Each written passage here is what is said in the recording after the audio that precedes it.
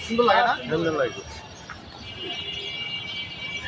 পরে তো এটা হেনে হইছে আগে তো এটা খাওয়া তো হয়েছে হেনে হইছে বেটা এই যে এটা বইয়ের মঞ্চ ছিল দোতলা দোতলা ছিল আমরা হেনে বলছি আমরা হেনে আইছি তো আমরা কুকুরও দিয়েছি আমি এই যে বিদেশ সুমনের মায়ের দিয়ে হেনে হইছে